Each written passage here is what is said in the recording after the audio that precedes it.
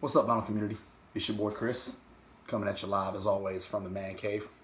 For this video, I had lots of people messaging me, sending me emails, telling me that I should get on this 50 record challenge hashtag or theme that's been spreading around the YouTube vinyl community. I think it started Frank from channel 33 RPM.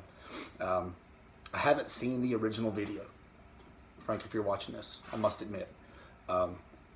But I think the point of it is, if I'm not mistaken, is to dig through your collection, find some stuff that maybe either A, you've never listened to, or B, that you just haven't listened to in a really long time, and give it a spin. And I like that idea. I actually am pretty proactive in terms of that. What I do is I have genre dividers.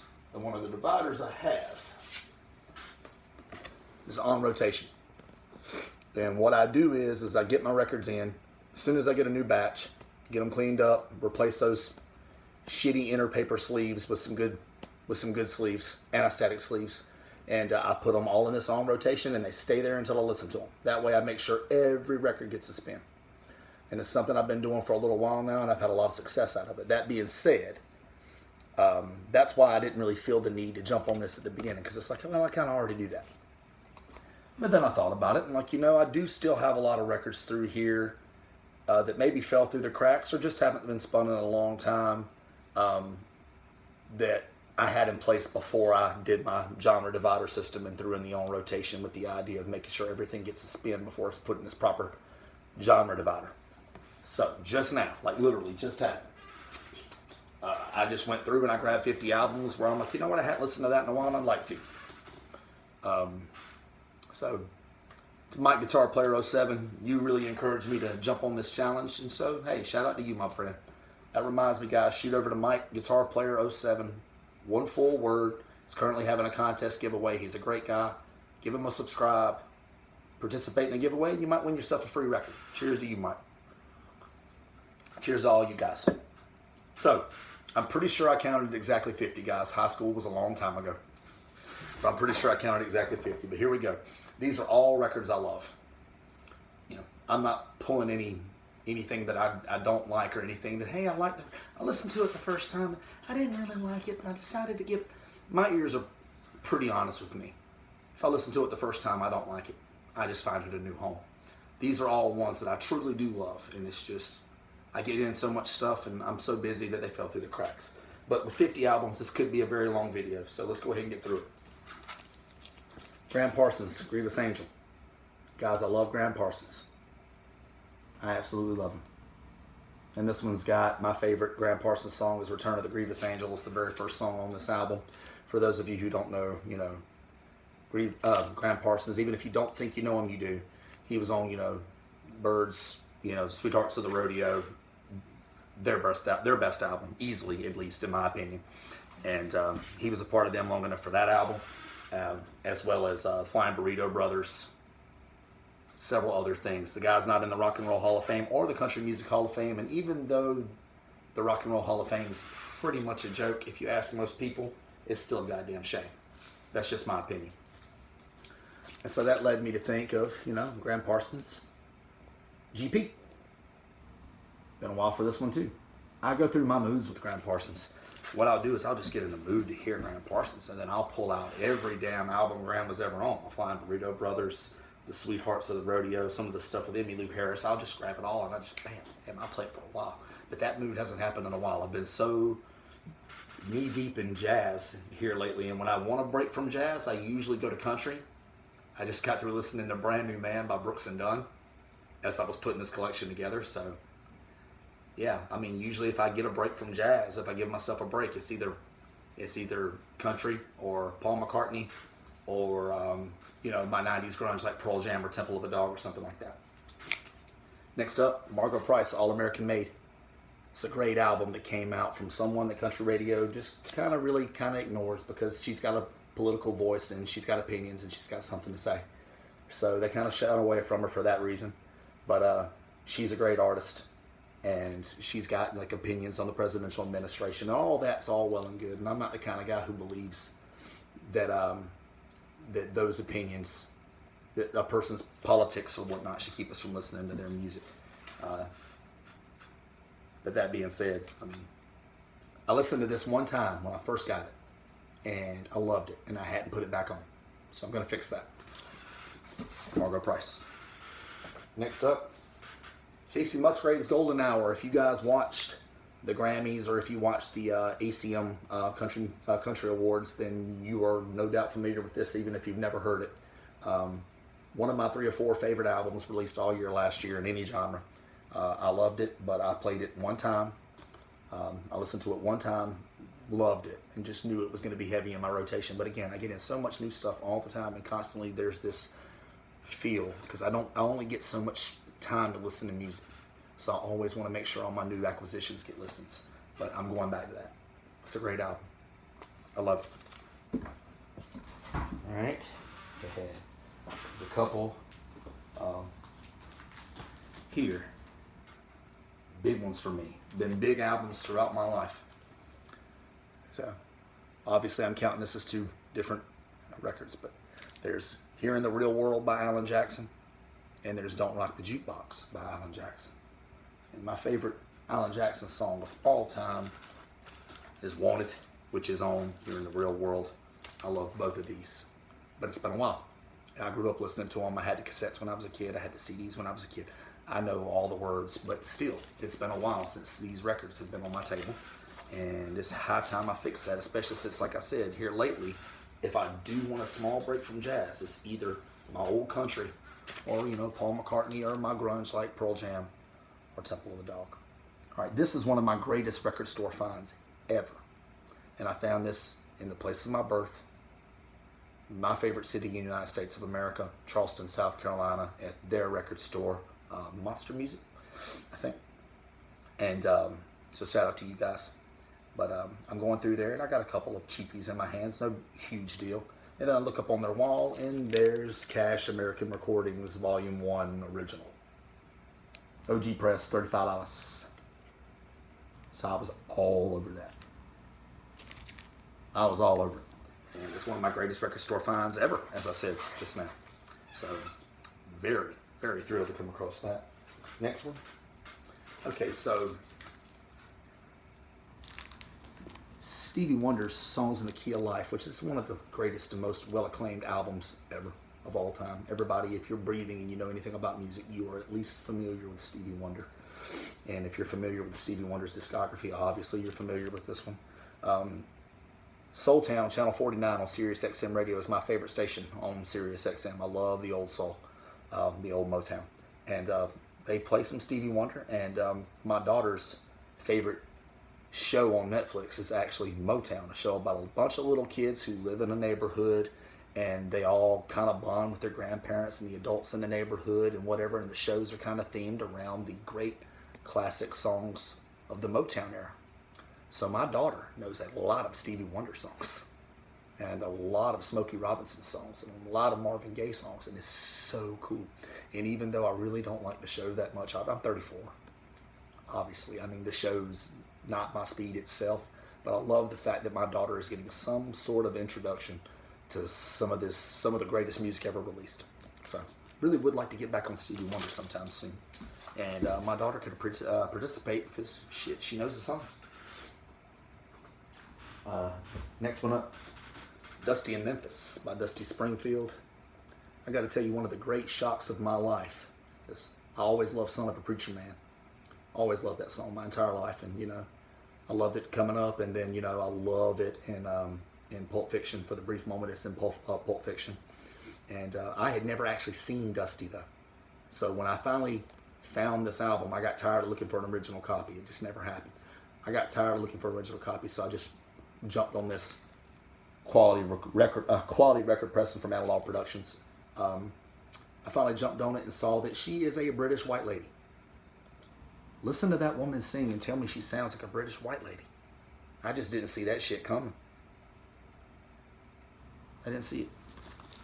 I hate to be that way, but if we're being honest, wouldn't you say that?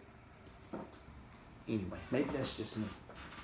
There's going to be a few in here that maybe you guys aren't familiar with, and that's cool. I'll explain some of them to you. J.P. Harris and the Tough Choices. Home is where the hurt is. Guy's got a badass beard. My beard rivaled that like 3 or 4 days ago.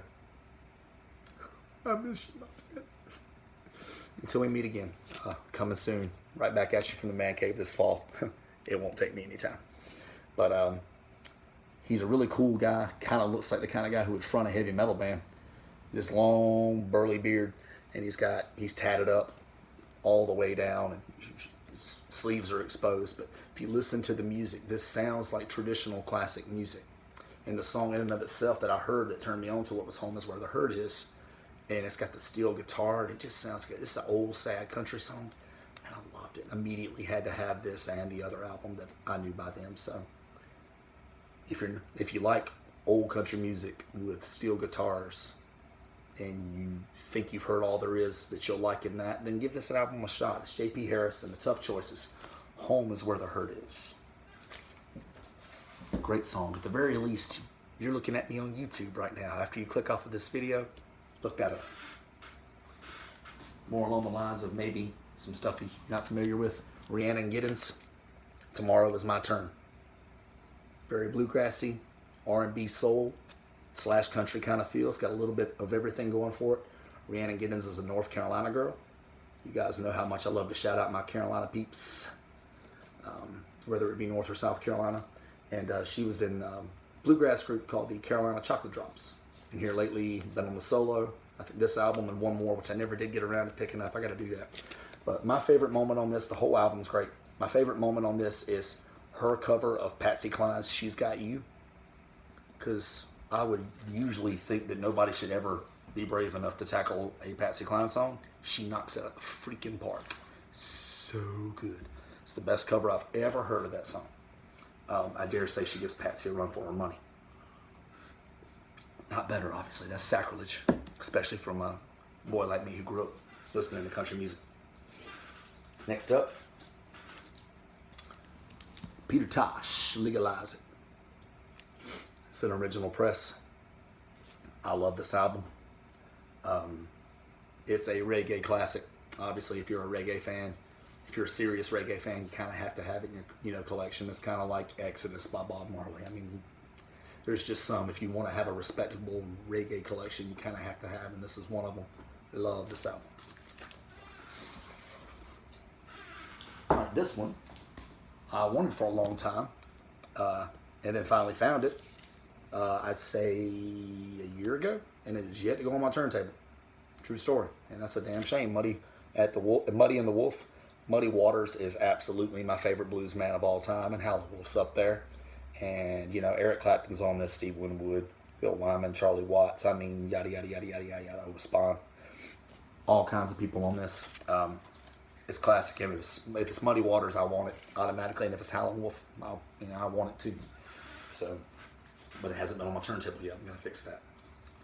Okay, I love Stevie Ray Vaughan. Stevie Ray Vaughan is, for me, the last blues legend to come along, and that's just been too damn long ago, and it's a shame. And one of the greatest guitarists of all time. But usually if I go to Stevie Ray Vaughan, I go to his debut. You guys know what I'm talking about. And it's been too damn long since I threw The Sky's Crying on.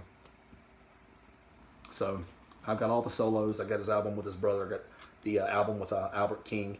I got some live stuff because, a lot of times I'm iffy about live, but for blues and for jazz, I love my live, and Stevie Ray Vaughan just can't be beat for live, even though this isn't a live album, I digress.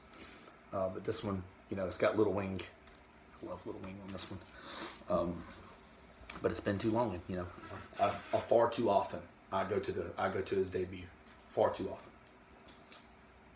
Okay, this is the biggest holy shit record in the stack. It's John Lee Hooker, plays and sings the blues. This is an original mono press on chess, and it is absolutely, positively, 100%, no doubt about it, the cleanest vintage jazz record vintage blues record I've ever seen in my life. It looks like it was pressed and released yesterday, and it's 60 years old. I paid a decent amount of Skrilla for this one, and I have no regrets. So good. But I think it's been on my table twice, and just blown away by the sound, and I haven't listened to it since. I got to get back to that. B.B. King, Indianola, Mississippi Seeds. This is my favorite non-live B.B. King album, and I think he even said it was also his favorite album by himself, if I'm not mistaken. I come across this about 1.5 years, 2 years ago. I put it on my table one time, turned it up loud, loved it, and hadn't put it back on. And damn it, I'm going to fix that. It's going back on, like, I don't know, what better time than a day. Next up, still on that blues tip, the legendary Son House Father Folk Blues. I love Son House. Love it. And I looked for this record forever. And then I finally found it. Again, 1.5 years, 2 years ago. I finally found it. And I have not put it on my table yet. True story. And that's just a damn shame. And I'm sure a lot of you watching this are probably thinking, yeah, Chris, because you got so knee deep in jazz that, and you're probably right. Because if I come across it 5 or 6 years ago, it probably went on the table that day. But it's been too long. And I'm going to fix that. So it's going on the table. Either today or tomorrow. Next up, original motion picture score, Across 110th Street, Bobby Womack. Musical score composed and conducted by J.J. Johnson. You guys have definitely heard me talk about J.J. before. The movie's okay. The soundtrack is great. For those of you who maybe aren't familiar with the song and maybe haven't seen Across 110th Street, you want to think of a movie that, you know, somebody around about my age or a little younger might have seen it in. Jackie Brown. If you've seen Jackie Brown. It's a song at the beginning of Jackie Brown when she's like walking into the airport terminal or walking out of the airport terminal, wherever. And the song at the end where she's driving off in her car, singing the song along to herself. That, Jackie Brown. Great song. Next up, Funkadelic Brain. Okay, the opening guitar riff on this is legendary. It's one of the GOAT guitar riffs of all time. It is just simply a legendary, and I want an original press of this so bad. I can't stand it. It is permanently lodged in my eBay search. It's not going anywhere. It's on my Discogs want list. But every time you find one, it's too expensive and it's beat to shit. I'm not going to pay $100 for beat to shit. And you guys have seen my collection, so you know I have no problem spending money. But I spend money on quality. I don't spend money on beat to shit. I don't spend money just to have something. But I was tired of not having this album, so I went and bought myself 4 Men with Beards. Which I'll give them credit for the name, if nothing else. Reissue, and the reissue's okay. But I will drop kick this bitch off a bridge. I will give it to one of you guys if I can get myself a good original in good shape, without split seams, with the vinyl NVG plus or better. So still on the run, still on the hunt for this one. Next up, Isaac Hayes' Hot Buttered Soul. I love this record. This record is so good. So many good songs. Walk On By, One Woman. So much good stuff here. Isaac was the man. And one of my favorite shows, my favorite TV shows, because, you know, I think I've always been a pretty mature guy, even as a kid, but I still have my kid's side, and my kid's side is kind of been towards South Park. I love South Park. South Park's one of my favorite shows ever. I was talking to my wife as I was watching the early seasons before Isaac passed. It's like, there's an entire generation of people who only know who Isaac Hayes is because of South Park. And if that's all South Park ever did for you, then it's great in and of itself, because you need to get to know Isaac Hayes. He's one of the most funky, soulful sons of bitches that ever walked God's green earth. Cheers, Isaac. Next up, one of my greatest record store day finds ever. Record store finds ever. Sign Andy. Or if that helps. And I'm sure a lot of you guys have this record. But how many of you guys have a white label promo? Just made that album a little more interesting now, didn't I? It's already a freaking stellar record. But I'd venture to say most of you guys don't have the white label promo. If you do, congrats. But again, in this, you can eat off this bastard. It's so clean. So I'm very, very, very, very, very, very excited to have this. It's on my list of we'll never get rid ofs. So yeah, so good. Already a classic album in its own right. I would have bought it even if it wasn't a white label promo, but just the fact that it's white label promo made it that much cooler. Had to have it. Okay, because I was talking a second ago about how oftentimes when I do take a brief break from jazz, it's for 90s country or 70s or 80s country. Dwight Yoakam, guitars, Cadillacs, etc., etc.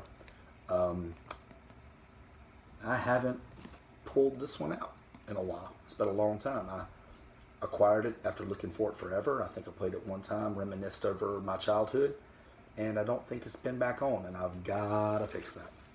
It's such a great album. Next up, Jeff Buckley's Grace. This is a classic. And it's a classic released in my lifetime, which, let's just call it what it is. I ain't been but so many classics released in my 34-year lifetime, but this is one. And it's killer. And I bought it. I listened to it one time, turned it up loud, and I haven't put it back on. I'll put it to you this way. I love Jeff's version of Hallelujah so much that after I bought it and listened to it on vinyl, obviously I'd heard Leonard Cohen's plenty of times, and I had Leonard Cohen's album with it. I sold my Leonard Cohen record. I'm like, I'll never listen to that shit again after that. No reason to. Jeff slaughters it. Rest in peace, Jeff. Next up, Crazy World of Arthur Brown. It's almost a given to own this if you're a psych rock fan. It's just about a given. You almost have to. And it's one of the few psych rock records that aren't through the roof, oh my God, out of this world expensive. But you kind of have to have it. I bought it off my boy Dylan a couple years ago. And Dylan, if you're watching, you're a busy man, so I doubt it. But if you are watching, I haven't spun it yet, buddy. I just hadn't. And I'm going to fix it. It's going in my crate. Right here, you've seen me bring this crate. Now, I don't know how many of your pop-ups or how many of our deals. And here lately, that's what that crate goes for. Like, okay, this is what I'm going to listen to the next couple of days. Plat. Just drop a stack in there. Next up, Julian Baker, Sprained Ankle. This is a killer album. If you guys don't know who Julian Baker is, she's one of my favorite musicians going today. She's like 22 or 23 from, I think, Nashville, if I'm not mistaken. Somewhere around here. And she's awesome. She's a phenomenal singer-songwriter. Some really interesting views, a really interesting person, a great follow on social media. And she writes really sad songs. But if you're a guy like me who grew up raised on George Jones and stuff like that, then you love your sad songs. And I do. I just love a good sad song. I like something to make me feel some kind of way. And Julian does that. She brings that back for me. If she ever decided to just write a straight up acoustic country album, it would be phenomenal. But this is great. And I put this, I held it in high enough regard to put it on my list of will not sell. It won't go anywhere. So, love it. Going back on the table here soon. The next two I'm going to go ahead and show together because they're by the same artist. And one of them is one of my greatest finds ever in a record store. And the other one I got off eBay, but it's one of the cleanest and best acquisitions ever off of eBay. So how do you guys feel about looking at a couple of Wilson Pickett original mono presses? Does that sound cool? Is that something you guys would be into?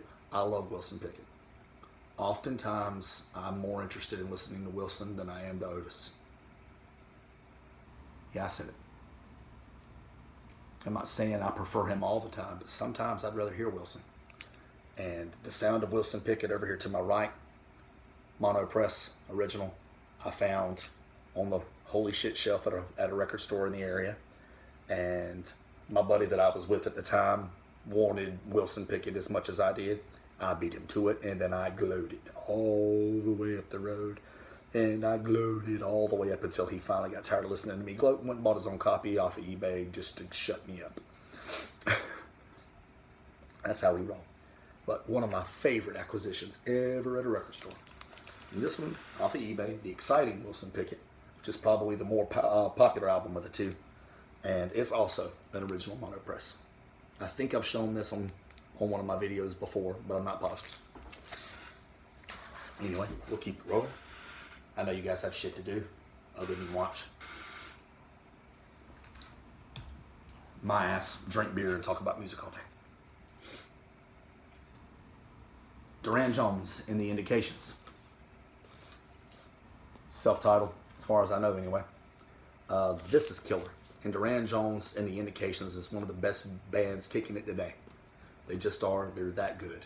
It's a throwback to the soul that you've always loved. And if there's any genre that is just a mere just to what it used to be, in my opinion, it's soul and R&B.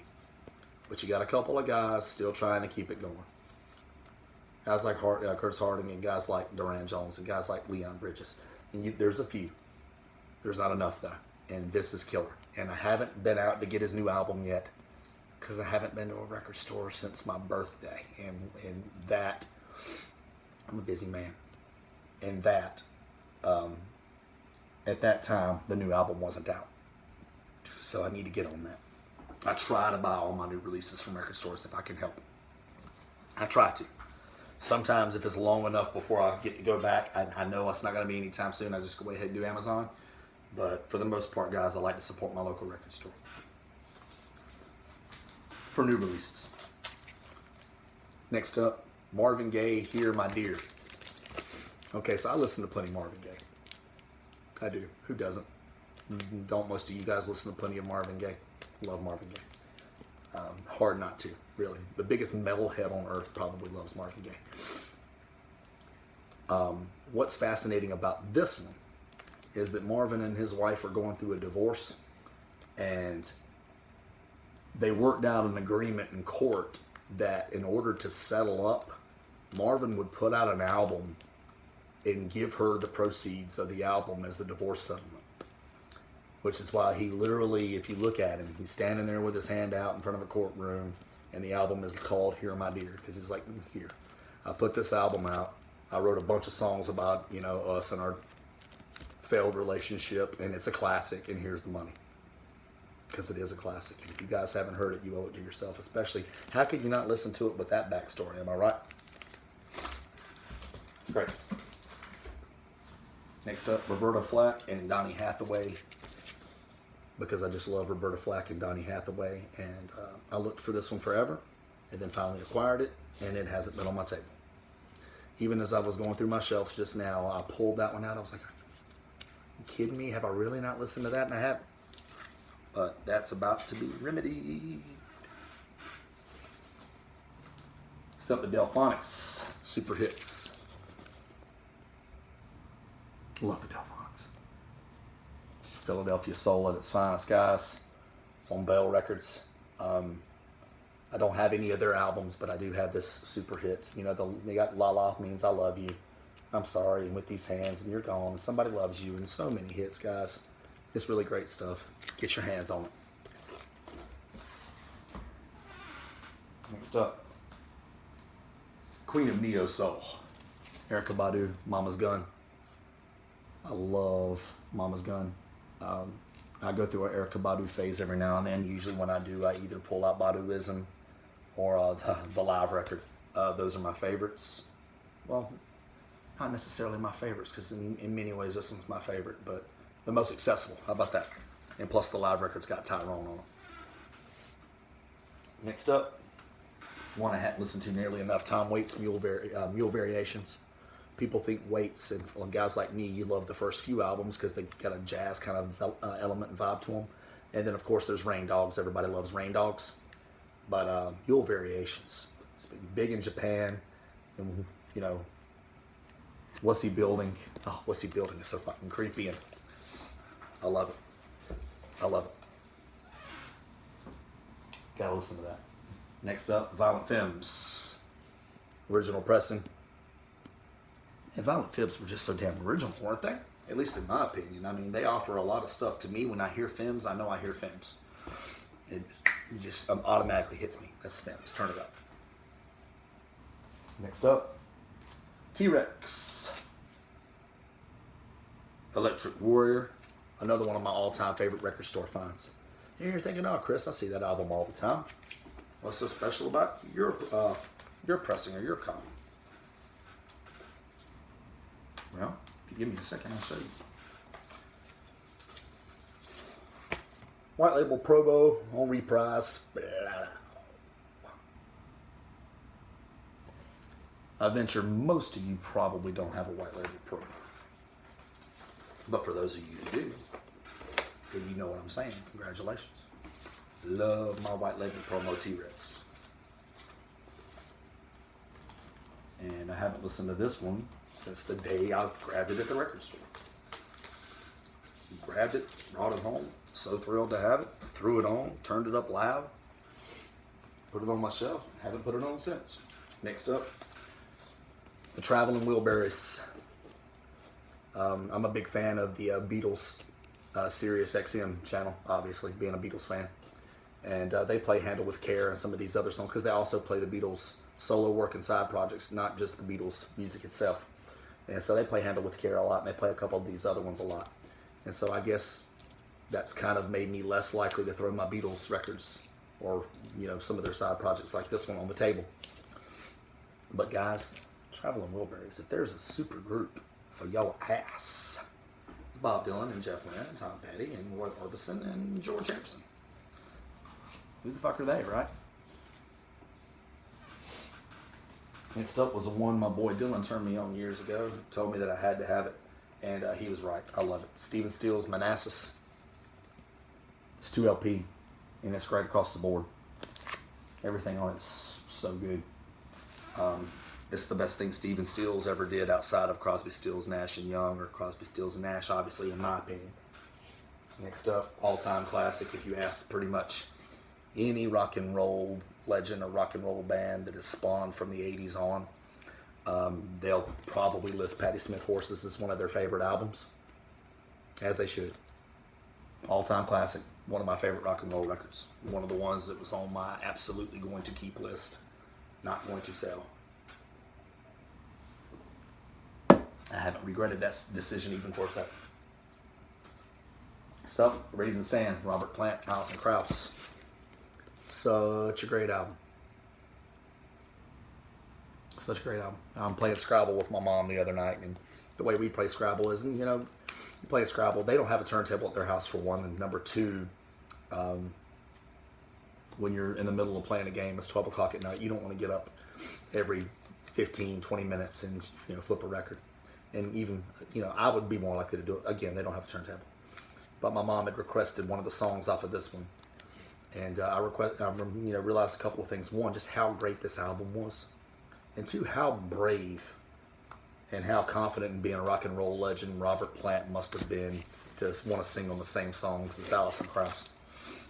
So I love Robert Plant, and I love Led Zeppelin. He can't out-sing Alison Krause on his best day. So that's brave. Come at me, haters. Rock and roll legend. She can't compete with the amount of adoration, the amount of acclaim. But she can compete. She can compete lyrically, though. She can compete through her voice. More than compete. She can whoop his ass.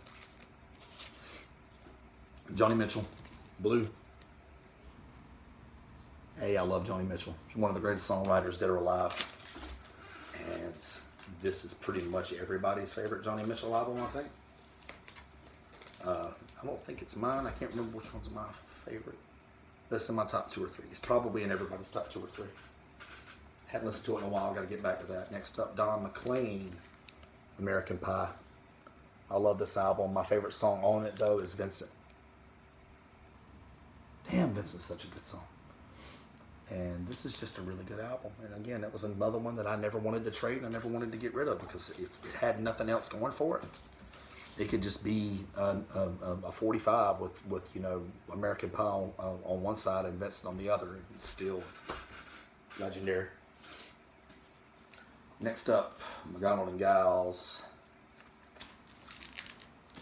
This one took me forever to find, and when I finally found it, I found it at a record store. Another one of my all-time favorite record store finds. For you guys who are King Crimson fans, to me, I prefer this over anything I think King Crimson ever did. I prefer this. I'd rather listen to this. Yeah, personally, a little less experimental, a little less boundary pushing, but a little more simple, and I prefer it. Love it. This one, I'm a little embarrassed. Paul McCartney knew. So when the album came out, I still had the means to a CD player. I don't have a CD player anymore, guys. I got rid of every CD I owned. I traded them to a record store, got myself a bunch of cash and store credit, and bought more records. But when this one came out, I bought the vinyl and the CD. Listened to the CD in the truck. Listened to this one at home. I spun the record one time. Loved it, because I love Paul McCartney. All-time favorite non-jazz artist. It's important that I say that. All-time favorite non-jazz artist. Loved it. I really did. And it has not been back on my turntable. Spun it one time when it came out. And I think that's been like 6 or 7 years now since it came out. Yes, it is. Jesus, I got to get back on that. That's got to go back on the table. Sorry, Paul. Next up, Led Zeppelin Presence. Guys, I can't remember the last time I threw this one on. I love Led Zeppelin. Led Zeppelin's top three all-time rock bands for me.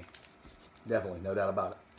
And I got a couple of friends that Presence is their favorite Zeppelin album. I don't get that, honestly. For me, it's, you know, Houses of the Holy or 3 or, you know, Physical Graffiti. It depends on my mood. That goes back and forth. Presence is not one I throw on all that often. I love it. It's got great songs on it. But it's not one I throw on all that often. So, sometime soon. She going back on. Next one up. Usually goes on about once a year, but I feel like it should go on more often than that, so I'm going to share it.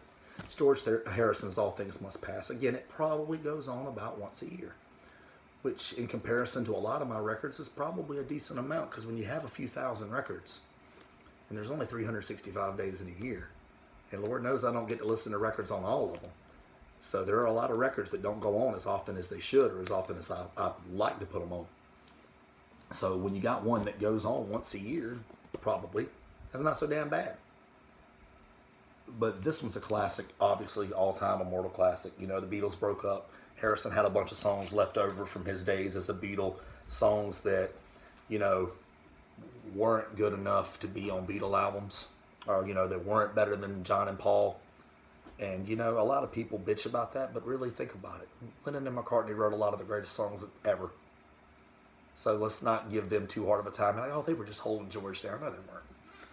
They're just a couple of the greatest songwriters that ever lived. That's all there is. Only thing I'll ever hate for George, really, is that I really felt like George was at his songwriting peak as the Beatles were breaking up. So you think about it, if they go another 5 to 10 years, I think a lot of those Beatle albums are probably at least half Harrison songs. In my opinion. He was at his songwriting peak. Derek and the Dominoes. Layla and other assorted love songs. I hadn't played this one in forever.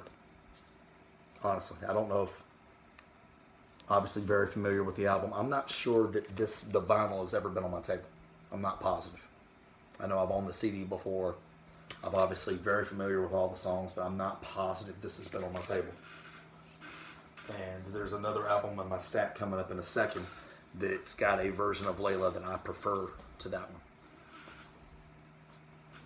Next up, You Don't Mess Around with Jim Croce. I love Jim Croce. Such an underrated singer-songwriter. So underrated. So underappreciated. But of course it's got, you know, You Don't Mess Around with Jim. Which if it didn't have shit else on it, and you know, In Time in a Bottle as well. If it didn't have anything else on it, that would be enough. But it's an album definitely in my collection that hasn't gotten enough love. Next up, Crosby, Stills, Nash & Young. Deja Vu. Guys, that's one of my favorite non-jazz albums of all time. And again, like the Harrison, probably goes on about once a year, but I feel like it should go on more often for some reason. Well, not for some reason, you guys know. Carry On, Teach Your Children, Woodstock, Our House. So many classics. So freaking awesome of a record. And it's one that probably should be in every record collection. Okay, 2 more. I hope I counted out exactly 50. If you guys have been counting, then you paid more attention than I did. Eric Clapton, Unplugged. I love this. This is my favorite solo Clapton project ever. I like it better than I do Slow Hand or anything else solo by Clapton. I love it. So good. And it's so stripped down and it's so honest and it's him at just a creative peak and it's him, you know, riding the loss of his son, and it's heartbreaking and excellent at the same time. And I remember the year it came out. I remember it just fucking annihilating the Grammy Awards. I can't remember how many it won. Oh, here it is. Chris right on the cover, 6. But I prefer his solo, stripped down acoustic version of Layla to the Derek and the Dominos. Yeah, I said it. As you guys can tell, I'm a big fan of stripped down and simple. The Byrds, Sweethearts of the Rodeo.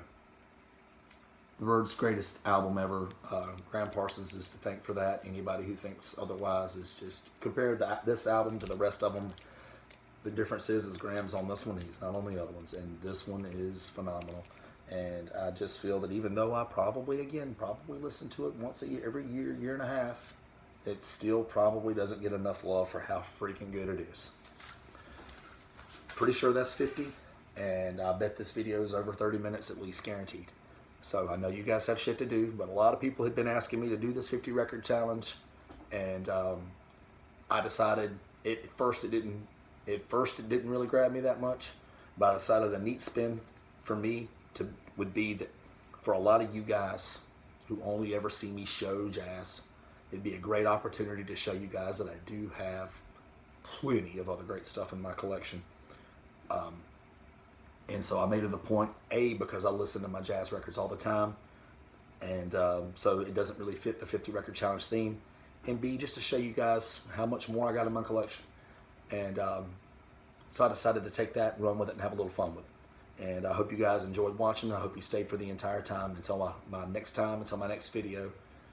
Keep dropping that needle, you guys.